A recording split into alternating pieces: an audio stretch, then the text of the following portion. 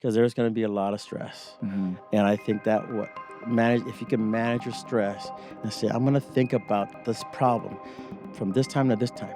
After 5 p.m., I'm not going to think about it. It'll still be there tomorrow, but after 5 p.m., I'm going to disconnect. I cannot think about the problem today. Yeah. And just spend time in the moment with your mom, your wife, kids, whoever it might be, right? Yeah. So you just have to disconnect. We are all on our paint journey, but where are we now? And where do we go next? This is how. Passion, action, intent, new, teach. This is the Paint Method. Welcome to the Paint Method podcast. My name is David Garibaldi, and I'm joined today by someone who I consider a close friend, someone who inspires me in not only business, but in family as well. And we've been on a fun journey together, and so much so that I really wanted this audience to hear your story, because I do believe that your paint journey is something that could be studied and appreciated. But today I'm sitting with someone who is safe to say, multiple, I guess, 8-figure entrepreneur. Yep. And also has done this in multiple industries as well. Considered a self-made entrepreneur. But I'm here with my friend Ed David. How's it going? Welcome. Thank you. Thanks for having me. Good to see you. I was commenting earlier, I like the glasses. Thank you. Trying to be like you. Yeah, well, those of you, if you're watching this on YouTube, Yeah. If you're enjoying content like this, consider hitting the subscribe button. And also, if you hit the like and comment below, these videos will pop up for you in the future. And if you're listening to this on an audio platform, be sure to hit the follow button. And one feature I forget to tell people to do is leave a review. Let other people know if you enjoyed it, and it's the best way to help us out, because we don't make money from this, but we want to give value to you, and we just want to know if you're getting it. So, man, welcome. Thank you. So we met, is it 12-ish years, 15 years ago? At Aim Higher Elk Grove. Yes, Aim Higher Elk Grove. I was just coming off of America's Got Talent. Right. I had someone that I knew I went to high school with, and they were telling me about this place, Aim Higher. Yeah. Hadn't heard about it. I went there, and we're gonna get into how you ended up in this industry. But what is, I guess, describe first, what is Aim Higher? Aim Higher, yeah, sure. It's a program for adults with developmental disabilities, 18 and over. We provide arts and expression, life skills, education, and integrate them in the community. Yeah. And I want to get to it later, why that's so different. But my experience meeting you in this environment, it was like now knowing you, like, this is who you are. Yeah. It's efficient. Yeah. And it has depth. Right. You know, like that. And there's so much more to it. But I introduced you as a, multiple 8-figure entrepreneur, multiple different industries and businesses. Right. But I love to hear people's passion journey, like where things started.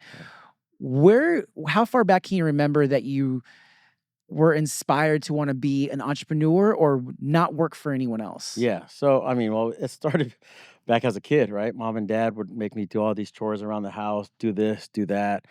And to the point where it was a lot of work. It was to most of my neighbors and my family when they would come over for family gatherings. They'd see me washing the car, and they're like, "Hey, you're having a party. Stop washing and come inside." And my dad was like, "No, he's got to finish his chores." And I wouldn't finish. If it got dark, I'd finish them when the job was done. So I didn't even know I was building all these work, habits and ethics. And I know I did. I was like, man, I do not want to be told what to do anymore. Someday I want to have my own business and just do whatever I want to do. I've just been told what to do every time. So that's how that started when I was a kid. Did you view your dad as maybe like that boss figure in your life early on? Yeah, he was definitely a boss figure, military. He was in the military for a long time. And so discipline, organization, my clothes were always folded. Our bed was always made. Wow. There's no clutter in the house, or landscaping was always manicured and perfect, So that's how we grew up. That's how I grew up. Yeah. So, Yeah, so that was instilled in me at early age. You Yeah, know what's crazy about I don't think it's crazy. What's awesome about people who were in the military, I've had multiple people that are veterans work for us, and even currently, right. they have been my best employees. Yeah, And I mean, employees beyond that, team members, they've right. been just, and a lot of it has to do with this like discipline and work ethic that I just I think can only really be taught in an environment like that. But Yeah, as you know, meeting someone who's on the other side of that as the child of someone in the military, right. it paid off. Yeah, no, You know, I'm sure it's not always the case, but it did for you. it paid off, and now I have my own kids, and um, I remember when I was younger, you'd always have to clean the house. And I told my mom, I go, when I have a house, it's gonna be messy. We're not gonna clean anymore, right? And Yeah. now it's clean. Oh Of yeah. course, those habits I still practice every day, keeping the house clean and in order, right? So now my kids, I'm trying to teach them the same thing Mhm. without the disciplinary kind of manner and that I was raised with, and just trying to love them a little bit more. The things I didn't have growing up, I'm trying to give them, Yeah. So So, you had some inspiration younger, you were given some odd jobs and but you yeah, completed them in a way where it was you wanted to do it with excellence and yeah, like you didn't come inside until the job was done. right, But what was your first real world experience when you started approaching your first entrepreneurial endeavor, even if yeah, it was like unofficial, yeah. but where it felt real first? Yeah, yeah. So I was in college and was not planning on um, working. I just needed a job, Mhm. and the job was at a fitness gym, and I was like, hey, I can get a gym membership and work at the same time. So I said, Mhm. hey, that's a win-win right there. And I just started selling gym memberships. Did not have any experience selling anything, Yeah. and that just took off to a whole nother like planet, and I said, "Wow, I'm pretty good at this," or at least that's what they're telling me, Yeah. and I still didn't believe it, and the numbers were starting to come in. My paycheck started telling me something else, and I go, That's "Holy always nice holy when the cow." paycheck Yeah. reflects the I'm work. like, "Wait a minute, mom, you went to college, and how much do you make?" And I'm still a sophomore in college, and look what I'm making, Yeah. Still so naive, still didn't know what I was saying, and my mom was like, "Hey, what comes fast goes fast." I went to school for 8 years. Wow. And she graduated at UOP. She's a pharmacist Uh-huh. or was a pharmacist. And I would always brag. I go, hey, I didn't even have to go to college, or I didn't finish, and look at what I'm making. And Yeah. yeah, so Wa that's a was she still pushing education even though oh yeah, you just still like, "Look, mom, I know I'm in college, but, I'm just doing what I love." yeah. No, she 100%. She was like, you're gonna be the first one in Mhm. our family. None of us have graduated college. Did you graduate? No, Okay. I did not. But It's that's alright. another. We can Yeah, talk it's about alright. that. A lot of people that listen to my Yeah. podcast are young creatives, Yes. or they're people who are just trying to break through Right. using their creativity to make a career out of it. Sure. And selling is a huge part of it. Right. I learned early on you got to put yourself out there, Yeah. and sales is not natural to a creative. Right. And so, what was hard about learning how to sell? And then, what was maybe one lesson that you learned where uh, you ended up converting maybe someone considering a membership to signing up and getting one? Yeah. So, well, I mean, I didn't know I was good at sales, right? So I get this job and start doing well, and I was like, "What am I doing that's different from everyone else?" And I'm always a competitive type of person, Mhm, so I would notice all the salespeople in the room, and I said, "Wow, he's good at that." mhm. But terrible at this.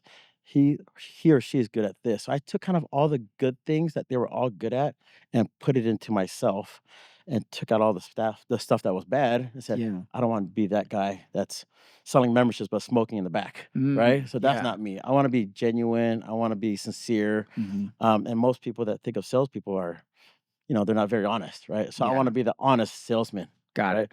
So, and care about the customers that I'm selling memberships to. So I think that's what made me a little different than Yeah. other guys. But what was that thing that maybe you could always go to this and most of the time, they would respond and sign up where they were on the fence? Like, what was there a go-to a line or fact No, I or mean, I just most people are always trying to close a deal yeah. right away, and you can tell when you're getting a sales pitch, right? Mhm. And so I was complete opposite of that. I really cared about their goals, their fitness goals. So I Mhm. would just circle back to what their real goals are and why haven't they achieved it yet? And if you're not gonna do it before, you're not gonna do it now. So Yeah. let's start now. Let's Yeah. pull the trigger on it. Let's get it going. So it just And were reminded you me. fit at the time? I was, yeah, yeah. I I mean, mean, you're still fit. I think we all, I think we were all fitter back then. Yeah, you but I know, but I mean that as in because you also have to look you the have to play part. the part, yeah. And Yeah. part of playing the part was I'm not gonna lie, I used to smoke cigarettes back then. Yeah. And when I took that job seriously, stopped smoking. Wow. And I didn't, I wanted to be immersed into that role of a salesperson. Yeah. And in order to do that in the fitness chain, smoking cigarettes don't kind of that doesn't fit the Yeah. persona, right? It's So not the all-encompassing healthy yeah, lifestyle. right. It's not. So that was just a bad habit I picked up in college, and I was able to Yeah. kick that away. So Yeah. And so how did that so this part, you're yeah, starting to experience yeah, sales, business, you're yes, like, "I like this. yeah, I'm in control of my results." right. How did that period play out? Play out. So, okay, I'm in college, and we were having this meeting while I'm going to school, going to work, going to school, going to work. And one of these big company meetings, I see all the managers, GMs, VPs, presidents pull up and nice cars in the parking lot. Mhm. I go, holy cow, right? I want one of those, right? And I had thought about saying, "H- if I got promoted this quickly, then definitely my eye is on the prize to become the president of this company someday. I think it's possible." And so I go back to, to my apartment and I start thinking about it. And we have finals week. And we also have the same time a big sale going on at the gym. And I had to make a choice: Yeah. work or go to school. And I was actually passing all my classes. I just had to get my finals done. And I decided, I really want to be president of this company. If I go to class, get my degree, I have a plan B. Something to fall back on. And my wife, who was my fiance at the time, Marina, and everyone was like, "Don't miss your final. Yeah. Go take your classes, right?" And I said, "You know what? I'm not plan A is the only plan." And I put my uniform shirt on and went straight to work. And that time I knew there's no turning back now. Yeah. Mom and dad's not gonna be very happy about this, and they weren't. But that's the pivotal moment that I always reflect on that's changed my life forever. Yeah. You know? And part of that is in the moment, you don't know how that was gonna change your life, Right. but it defined the momentum for what that next step was. Yeah. But also, you had enough proof of concept that, "Look, put me in, I'll make the sales happen, Yeah. and I'll get there." Right. So, it's like, those of you who are listening right now or watching and thinking about maybe they're in that moment right now where they have to decide. I think a big part of deciding to go full on into pursuing your dream is what proof have you shown up until this point? Right, yeah. Like What have you what are done? the Yeah, sacrifices or dedication? right, And if that is there, regardless of your circumstances or how well you're doing, that should help you make that decision. right. You know. 100%. I think the more you sacrifice, the more you'll get. Hmm. Life doesn't give you what you don't deserve, right? So Yeah. you're not gonna get a lot if you don't sacrifice a lot, right? So I'm assuming you did not become president. Well, actually, that's funny Maybe you you were. mentioned that. I don't No, know. I did not. Okay. But I worked really hard at that company. I worked my way up. Um, I worked my way up to that company and made a lot of good results. Made that company a lot of money. Unfortunately, my time was I was terminated, fired. Okay. And I always say, man, you can't use that as a crutch or I'm done. I use that as a way to teach myself that it's not over yet. Hmm. And so I had to figure things out very quickly. And when I got fired, I made sure everyone that I was working with, that I trained and mentored, they all got jobs before I even worried about myself. Wow. So took care of them. Um, That's a real entrepreneur move yeah, because we all know as entrepreneurs, everyone gets paid before us. right. And it is. That's true. Yeah. At 19, 20 years old, I didn't know anything except that these guys that were working with me that helped create this district, a very high grossing district. Um, I had quality people, Mhm. and I remember them sacrificing times away from their family to come work because I motivated them to work. And so Mhm. when we got fired, I felt obligated to make sure I got them jobs. Yeah. So that happened, and then I just kinda took a break and moved to Sacramento, Yeah. and that's when everything else took place from here, you know? So you started pursuing the passion part of it. That's like where, Yeah. look, you can have fun with the dream, take Yeah. the risk, and you Right. did. You're like, look, I'm Yeah. gonna go to do this the sales week rather Yeah. than the finals.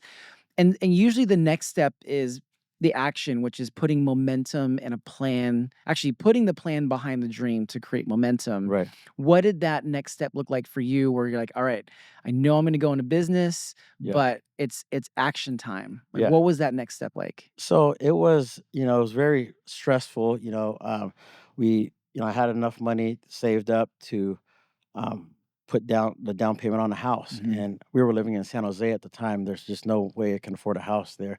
So I looked into Sacramento, found a place out here, and decided, hey, why I can turn this home into something else than just a home. Mhm. And I turned it into a care home for adults with developmental That's disabilities. interesting that you Yeah. went straight to like, I'm gonna invest into Yeah. this for to generate income Right. To or generate generate income. yeah. Right. And so I did one home, and it was absolutely the most challenging thing. I mean, I'm a 19, 20-year-old guy buying a Wow. house, going to the organization saying, I want to open a home. Uh-huh. Um, and, funny story is there's so many different requirements, permits, fire department, this and that.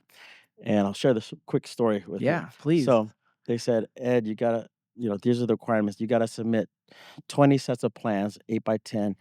8 of them have to be 16 by 20, all these different measurements. So I go home and I start measuring with my measuring tape, and I write down 1, centimeter equals 1 foot or something, Yeah, right? And I submit these plans, and each plan was rolled in rubber bands, right? yeah. And I walk into the city office with a bundle of plans. I go to the plan checker, and he's like, "What is this?" I go, "On the paper, it says I have to submit all these plans."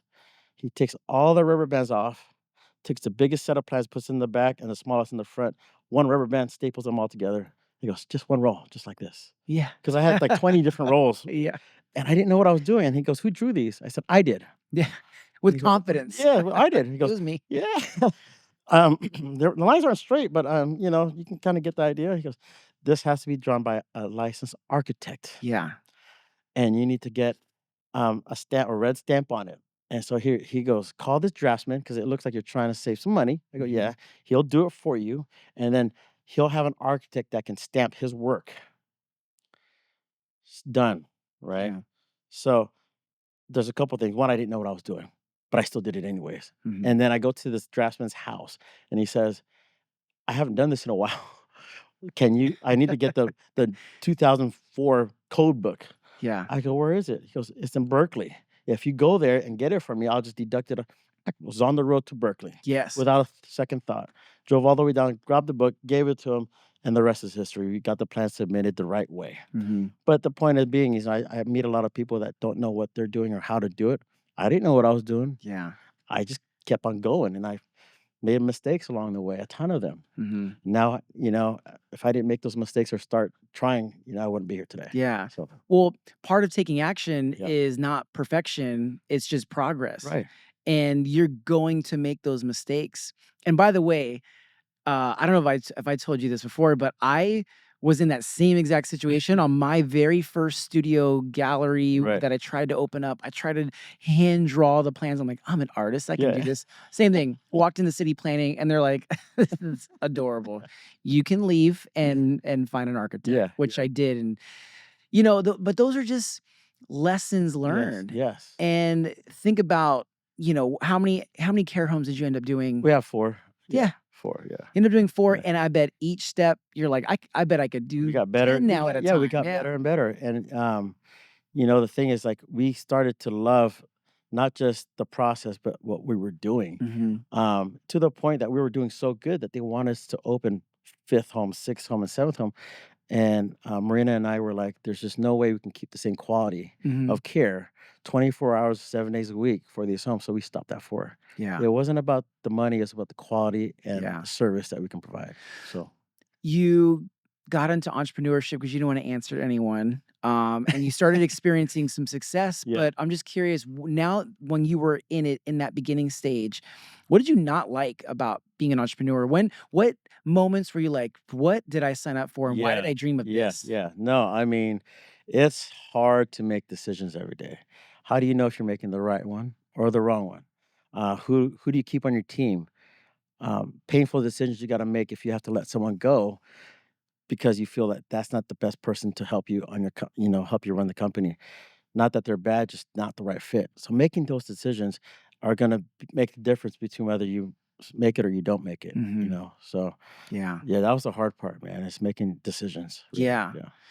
And what was the best part about this momentum? I mean, besides the, maybe the money part, but, like, the actual operating a business, like, Yeah. what did you enjoy No, about it's that? awesome to see, my residents thrive. Like when before they came to my home, they weren't well taken care of. Mhm. And then we had clients, well, getting haircuts now, dressing up nice, smelling good, having good lunches and dinners for, every single day. That was what really made Marina and I just like, wow, we feel. Good about what we're doing. Mhm. So um at the end of the day, we love to see our clients do better than they were before they got here, Yeah. after they get here. So Yeah. And how did your businesses evolve from the care homes? Because yeah, we talked a little bit about the schools, but yeah, which I would love to get into next, yeah, but how did the evolution start where you started thinking about, okay, we got our four, yeah, where do we go from here? And the reason why I ask this is because if you're a creative or even just starting out as an entrepreneur, when you start getting momentum, you either start scaling that one idea yeah, or you're like, okay, I'm going to take lessons from this yeah, idea and apply it to this new direction. right. And I started doing this early on where I was doing my fine art and that was just kind of going. And instead of trying to just scale that, I was like, I'm going to do this other form of art now Yeah, that I've got these lessons. right. So, what was your approach in the evolution of from care homes? Yeah. So the care homes, obviously, they're 24 hours a day, 7 days a week. You got to create systems, the systems to take them to medical doctor appointments, make Hmm. sure their families are happy. And I felt we mastered that. And I said, what's next now? I got to find something else to do. Hmm. And so we would take our clients to day programs and drop them off. And I said, I would just kind of peek into the schools and I go, I think I can do a little bit better. Yeah. And that's when that idea sparked. Well, what did you see? What inspired that thought? Yeah. So, engagement. I want to make sure if my clients are getting dropped off at the school, they're being enriched. Hmm. There's some sort of enrichment taking place. They're engaged in the activities, and I didn't see too much of that, and I didn't see too much of the nice facilities in general. Hmm. And so that's how Aim Higher was born in 2005. I decided I can do better. There's nothing wrong with the other programs. I just feel like I can do something a little different, Hmm. and we blew up. And it wasn't really that hard to me because it's how I live my life. I go, we just got to be better. Yeah. I got to be better. Yeah. And so Aim Higher grew as one of the model programs in California. Yeah. Mhm. I admire about you, and I'm learning more about it listening to the story, is how fast you move. Yeah, I mean, Because you just said 2005, yeah, Aim Higher was founded, yeah, and this is after you started your care home. right, So basically, within 3-4 years yeah, from starting the care homes, yeah. you were onto The the next one, school. yeah, yeah. What what what helps you move fast? Like, I know you got used to making decisions on a daily basis, but for people that may feel, I don't know, like they're stalling or they're for some reason they're waiting on Yeah, pulling the trigger, like, yeah. what advice would you give to someone to move a little bit quicker than they're already going? Well, I always think I try to work with a self urgency, right? Like Mhm. I've got to get this done quickly. And once I start something, I feel like the clock's ticking now. Mhm. Um, But I just feel like I just gotta stay busy all the time. I mastered the care homes once opened up Aim Higher Roseville, and it was successful. Um, the need started to grow, and people would start calling me, "Hey, we want you to be in Elk Grove. Can you go to Sacramento? Can you go to Southern California?" Yeah. And that inspired me. Okay, now I got to really think, how do I do that? Yeah. How do I build and expand? And I had to find a good team. Um, and we were working out of my home office at first, and that we outgrew that office to another office. We outgrew that office to another office, and it was just baby steps. Mhm. And we failed a million times along the way, Yeah. and we continue to just fail forward and learn from it, Yeah. so I think that's such an important lesson is accepting that the journey is not perfect. no, not at all. When well, look, I'm an entrepreneur, you've done this. When you get that letter from like, the county, like, hey, you didn't file this right. Yes. Some people are devastated when Yes. they get a letter and they think my business is Oh, yeah. Yeah, done. yeah, yeah. If I was scared of every mistake that I made, I would have just packed this up. Yeah. I would have just done art on the weekends. Yep.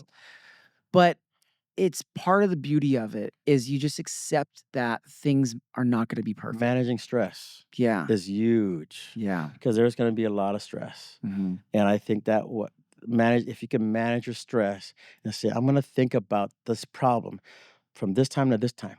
After 5 PM, I'm not gonna think about it. It'll still be there tomorrow, but after 5 PM, I'm gonna disconnect. Mhm. I cannot think about the problem today." Yeah. And just spend time in the moment with your mom, your wife, kids, whoever it might be, right? Yeah. So you just have to disconnect. That's the only way you're gonna manage stress. Yeah. So action creates momentum. Right, Momentum creates growth. When right, you're growing, you mentioned a little bit that you had to start hiring some people. right.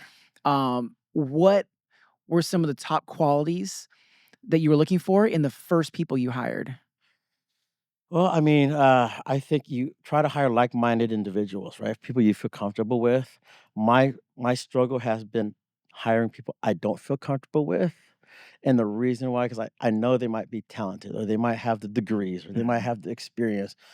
I know they might be good for my company, Mhm. but I'm like, man, I don't know if I feel comfortable working with this person. So in the beginning, it was always about, I feel comfortable with you. Let's Okay. rock and roll, right? Yeah. And usually when you do that and you're comfortable, you probably be more successful. But now I'm in the point after 20 something years, like to be uncomfortable. Mm. I like to bring people smarter than me into my organization that can possibly tell me what to do and say, hey, this is how you can do it better. Yeah. And now I'm like, I'll take a passenger seat, they'll take the driver's seat, and I love it, Yeah.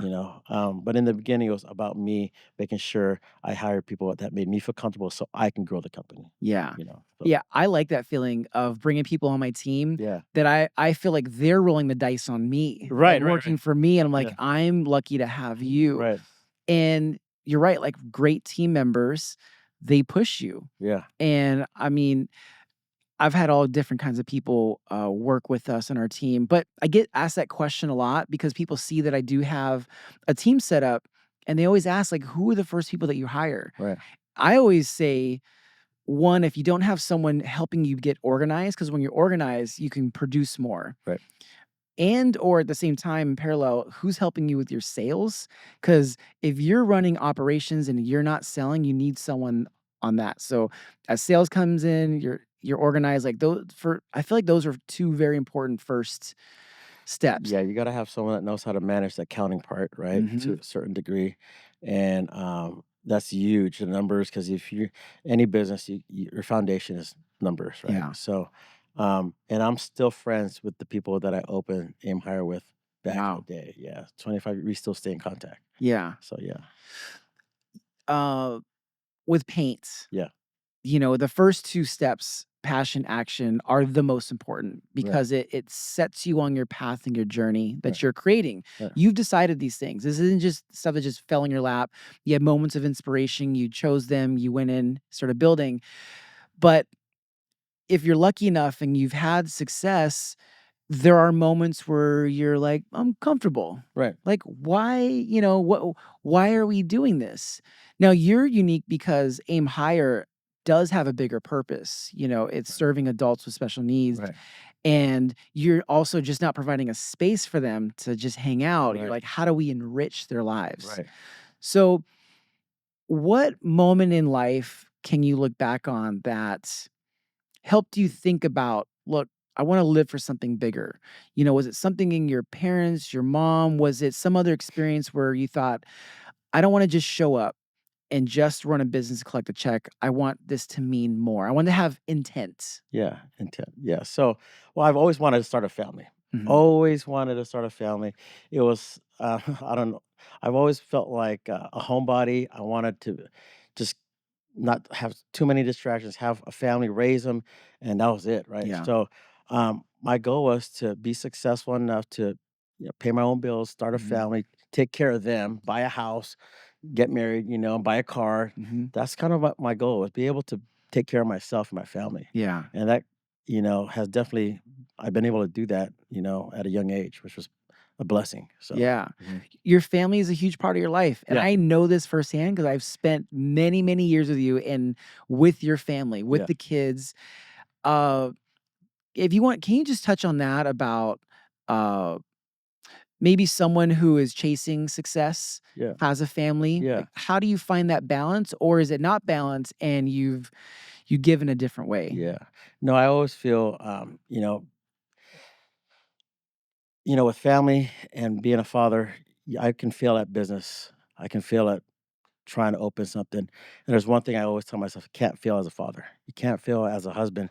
And so I try to keep that in mind whenever I'm trying to do something. If I'm at work and I know I have to be on the golf course with my son because he has a tea time and he's got a tournament the next day, Mhm. I don't care if I come home at 4 in the morning. I'm going to be on the golf course with him. Yeah. Um, I'm not perfect. I've made my mistakes as a father and as a husband, but I try to make sure I don't fail. And so I don't. I feel like my most of my time is spent with my family versus business for Mhm. sure. Yeah. Yeah. Yeah, and that big intent, that inspiration it also drives you to in the moments when things are tough. When business is not going smooth, Yeah. you really need that extra thing that's outside of that's driving you. And also that it's not tied to any monetary value Right. as Right. well. Yeah. It's internal. Yep. And it's definitely enriching my life when I feel like I can disconnect from work and pay attention to what's really important in life. And Yeah. all the problems will never go away, but missing a tournament or missing something that happens that's spectacular in one of my kids' games, that I'll always remember. Yeah. I'll forget the problems. So Yeah. And you're coaching your son's yeah, football right football now. team. Yep. I know, remember we were supposed to go to dinner or we were going to dinner and you Yeah. were sending a text like, "Hey, I just finished coaching. Yeah. Go home and shower." And Yeah. I saw you and I'm like, "Dude, I didn't know you were coaching. I think Yeah. you're a supportive father, but Yeah. you're coach I on the coached team." yeah, I coached for 4 years for my little guy. He's Wow. 13, plays football. My daughter plays lacrosse. Unfortunately, I can't coach that. I don't know nothing about Did you lacrosse. try? Yeah, no, I mean, I'll practice with her, she Yeah. got me the lacrosse stick, so I've been doing that with her, but since the beginning, of me practicing with her, she's taken off. Yeah. So she has coaches and trainers now. And then my oldest son who, graduated high school this year, or he's in college now, is a golfer. I've been golfing with him since he was 6. Yeah. He got me Yo, into he kills it Yeah, on the yeah, golf he's course. good. Yeah. And he's playing golf in college? No, he's not. He's at club golf at Okay. University of Arizona. Okay. Yeah. So he's still, Still still golfing. playing. Yeah, oh, Yeah. yeah. He went to a school where there's a lot of golf courses around it, so, Yeah. yeah. No, that's a Yeah. yeah, beautiful. I told my son though, recently, I was like, "You gotta know how to do I had to teach you how to do a few things Yeah, for me to know that I didn't fail you. yeah. Cook a steak Right? properly, tie a tie, Yeah. um, swing a golf club, Yep. and don't be an a-hole." Yeah. Like, Yeah, just yeah. if we can Yeah. just nail those, Yep, yep. we'll be good. So Yeah. we're working on, we got most of those down. Right. He's got a lot of those down. But, you know family, again, I know is very important to you. Yeah. I've seen it. I've seen the results. And again, you have so much going on. And Yeah. honestly, I don't even know how you get the energy to keep up with it. But you still threw in a new challenge. And we talk about these new Oh, boy. challenges that are either given to us. Sometimes, Yes. unfortunately, it's health. Yes. Sometimes it's some other family situation, or sometimes we step into them, Right. and we look at it like, look, this is a gift Yeah. because however I react to this, Yeah. and whatever will come after this, is going to be that gift. That's the Right. result of it. Right. So you've gotten into a new project recently, Yeah. and I would love for you to share about it. Yeah. And then I really want to know why, Why? because I know you didn't need to. No. But Yeah. tell me about this restaurant Right. project that you've started over a year ago. Yeah, so I got into, I wanted to open a restaurant. It was just part of my I said, "When I make it, I wanna do a couple things, open a clothing line, have a restaurant, all these little things." Um and everyone said, "Don't open a restaurant." We have mutual friends that have restaurants. They said, "Don't do it. It's a lot of work." Like, don't tell me that, right? Because then I'm really gonna do it. I wish they would have said, "Oh yeah, you should go do it. It's fun." I Yeah. probably wouldn't have done it, right? But because Damn they it, said it was, yeah. yeah, they Now we know said how it to was get you. challenging. It's hard. I go, well, if anyone can do it, I always thought I can do it. I already done a lot of things, Mm, and so it wasn't obviously for the money. It's just a goal I wanted to check off, right? So then I get into it, and here I am, over a year into this business, um, and number one, I love it. I yeah. enjoy doing it, and that's where the passion oversees the money and Mhm. the return of your investment. It's like I love bussing tables. Yeah. I love talking to people Yeah. and seeing how their day is going. How's the food? Can I fix? Can I make it better for you? And I think that just comes back to my hospitality kind of character, and that's why my care homes got good, my Mm. day programs got good. I just love talking to customers, making sure that they're happy. So for me, I enjoy it. Yeah. Um, and so when times get tough, like restaurants are very a tough business. You know, you Yeah. gotta keep the sales up, and they're up and down. You don't know when it's gonna be up. You don't know when it's gonna be down, and it's the passion that's gonna keep you going. Because most people fail or they quit after when it's hard, they're done. Yeah. Forget it, I'm out, right? And so I enjoy it, and, it's a box that I've checked off already, Yeah. and I've always wanted to do things that I'm always trying to do things that I've always wanted to do when I was a kid, but and not regret it later, Yeah. so at least now I know, "Hey, I did it, and I don't regret it," Yeah. so Do you think you discovered through that process that you are, the something's wrong with me? No. Like, why? Why? No.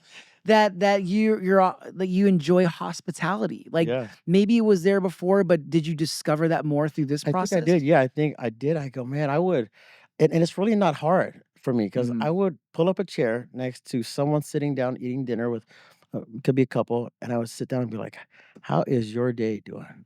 And Mhm. they were like, "Oh," or, they talk to me, and I say, "You're the owner?" I go, "Yeah." No owner has ever sat down and Wow. talked to us. Thank you for coming, I'm like, "Thank you for just listening to me because I just need someone to talk to because I'm tired myself," Yeah.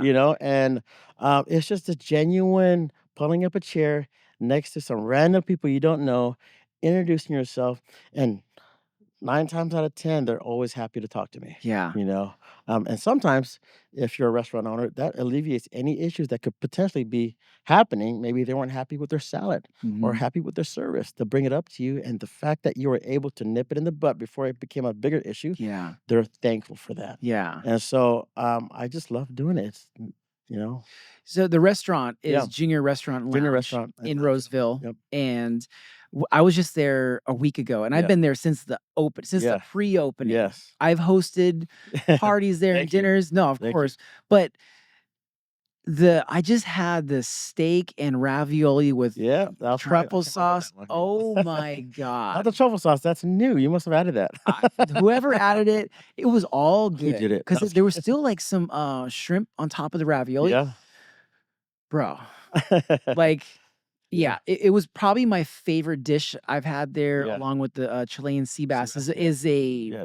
That's a staple there, that's the staple. yeah, Do not yeah, change check, that. yep, But I love to see the evolution yeah, in the passion yeah, shows in the result of the food, yep, the yeah, service. Like, you know, I do 100 plus shows a year, and I've been doing it for the past 15 to 20 years. And there are times when you get into a string of shows right, or sales, whatever it is in your business, and it's very easy to get comfortable. And when you're comfortable, you take for granted the opportunities that are put in front of you. right, And, there's been different moments that have kind of woken me up and have reminded me that every show is a gift. Yeah, this may be the 98th show this year. right. This This one's a gift. And yes, also, what can I learn from it? right, What can I learn from my client, how they found me? What can I learn, what they enjoyed, what I can do better? And, even if it's what we're talking about is a new situation you throw yourself in to discover that, it needs to happen right, either way, whether it's given to you or yeah, whether you go out and seek it. yeah, yeah. No, I mean, also, I got Kitchen 15 in Midtown, that's a Yes, place, right? So, which is popping. yeah, it's doing really good, and so I wanted to kinda just share a little bit of how that started that happened that opened before juniors, and I That's would sit right. there and, twiddle my thumb like, "Oh my gosh, what did I get myself into? It's so Mhm, slow." mhm, And, I went through, I wanna say 3 or 4 different groups of cooks and people that worked there, and I just couldn't find the right chef, couldn't find the right team, and the chemistry was off, but I was learning something from every failure. interesting. Every cook, every person that worked there was, something I was learning from until I Mhm, finally got the right team, and I let them do their own thing. I said, "You guys be creative with it. You know interesting. what you're doing? And maybe I need to get out of my own way." And I did that there, and it's been taking off. The team there is amazing. Yeah. So, yep, and I so love their social media. yes. By the way, whoever took over your social media for one or both Yeah, restaurants, yeah, it's speaking the language yeah, of social media. right. It's very important. Yeah, It is, and that is part of, doing business in this time right. is where's the attention? And the beauty of social media too is if you went and looked at how many impressions you made this month, and you should do this, go on the account, like how many impressions, and at the same time, go to Facebook ads and put in that amount of impressions and look at what the cost is. Oh, wow. And compare the Cost, cost right, of like if you were to pay for that or right, if you were to earn that. right, right, And that's such a beautiful thing about this time that we live in and right. using social media to promote your restaurant, your art, your accounting business, Yes, yes. whatever it is. It's Yeah, beautiful. yeah. No, it's been fun, when Kitchen 15, I was able to let that go and move on to juniors, was able to start the same kind of system there and gone through a lot of team members, and we finally got the right team there, and now that's taken off. The menu's Yeah. dialed in, very consistent is Yes. what we are now. And it's great to have that restaurant in Roseville because it's needed it. That building has been turned over a few times, Mhm. and so we're here to stay. So Yeah. yeah.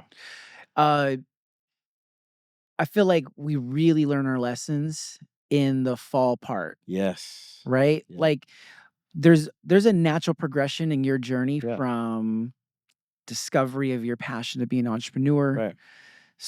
going and doing sales, starting your own care homes, Yeah. building Aim Higher, and then this new situation with the restaurants and Yeah. just shaking things up. Right. And being on the other side of that, this and you don't have to look at it even like a fall. More look at it like just more difficulty than before than that gradual rise Yeah. took. But the lessons are learned there. Yeah. And I know you're going into this new phase. Yeah. We talk about paint, passion, action, intent, new, teach. Yeah. What is inspiring you in this phase that you're in now? Because we talked about this podcast that you're putting together, Yeah. which I hope you launch soon. And I hope that those of you listening will Yeah. launch. But Rise can for you share rise. about what that is? Yeah. And also, what is inspiring that, Yeah. this teach phase in your life? Yeah. So I mean, I feel at this point in my life, my kids are growing up fast, and I've learned a lot. I made my mistakes, and I would like to teach other people not to make the same mistakes or consider um, taking risk. Um, I've taken a lot of risk, and I failed a lot. And like you said earlier, how do you move so fast? Well, sometimes moving fast makes mistakes, right? Mhm, And so, but however it is that you do move, just move, right? And learn from your mistakes. And so the reason why I want to start my own podcast, Rise Fall Rise, both as business and personal, is exactly what that is. I've risen and I fell back down and I get back up. So mhm. that's what inspires that podcast show. Yeah. Yeah. I think you If I have do do it. you will. And even here's the thing, and I'll just talk out loud, is even if it's a version of a podcast, Yeah. like, what we're doing now is like a traditional kinda interviewing, like, Right. we're following a theme, but there's a lot of value too in presenting your ideas in the form of this, Right. like, "Look, make sure I get good audio, Yeah. video, Yeah. light setup," just so that people are just focusing on what I'm saying. Yeah. And you have so much to teach and so much to share. What do you think it would make you hesitant to wanna teach? And I ask this because we know a lot of very successful people that are just happy, like, being anonymous, Right. even though there's a lot of lessons we could learn from Yeah. them. Yeah. If you were someone listening to this that is maybe on the fence as well, like what would make you hesitant Yeah. to want to share this Well, I information? like, as much as I'm at work and, I'm meeting a lot of people here and there, I kind of like to keep a lot of my stuff private. Mhm. You won't see me posting where I'm on vacation. You won't Mhm. see me posting anything I own. And I like to keep that private life. So kind of keeping that boundary there. If I was to do this, then I'd be a little bit more known. And do I want to be known? Do I want people to know me? Or Yeah. do I just want to be known here? Mhm. So that's kind of my struggle Yeah. that I'm, Yeah. faced with. So Well, keep in mind, I mean, you control what goes out. yeah, You can decide, you can film a bunch of stuff and be like, all right, put this and that out. yeah, Like almost like, I don't know how you developed your menu at yeah, the restaurant. yeah, But if you think about it like that, like I've got all these options, like yeah. we sampled them, but these are the best representation of who we are. Right. You can kind of look at content the same Same way, way. Okay. or what you're teaching. And then especially because I love Rise Fall Rise. And I loved it like again, the fall part is like where all the real lessons are learned. But it's something that I don't know, that can just help people on their journeys. This is it's a very short and fragile life Yeah. in terms of time, Right. in terms of like when you think about how lucky we are to even end up here. Right. And while we're here, why not why not use it to live out these ideas that we have in our head and our heart Right. and learn these lessons from people like you who can help guide us. Yeah. I mean, there's people always think, "Hey, you grew up with a silver spoon in your mouth," and I go, honestly, I'm just like everyone else. Mhm. I didn't come from a rich family. I didn't come from having everything given to me. Mhm. And I think people need to realize, like, you guys can accomplish this. Anything you guys dream of is there for Yeah. the taking. But you got to pay the price, Mhm. and that means working hard, sacrificing, and learning to get up when you fall down. Yeah. So yeah, Is it more important to you to wanna be remembered for something or for what you're doing in the moment? actually, that's a good question. So yeah, I mean, I definitely want to be remembered as someone that was nice, generous, always was there for their friends. I feel like I'm probably the best friend anyone has ever had because I feel like you call me, I'm there for you. And that's how I always try to treat it with my employees, my family, and with my friends. So I want to be remembered that way. Yeah. So Yeah. Man, there's so many gems yeah, here that you shared, and I really appreciate you. Again, I know you have such a busy schedule, so yeah, much going on, but just to make time to yeah, share all this with our audience. yeah, And so, I wanna plug, the restaurants. yeah. You wanna Thank you you. wanna share that info? Yeah, Junior Restaurant, 390 North Sunrise in Roseville, Yes. and Kitchen 15 in Midtown, Yes. Sacramento. Yeah, Yeah.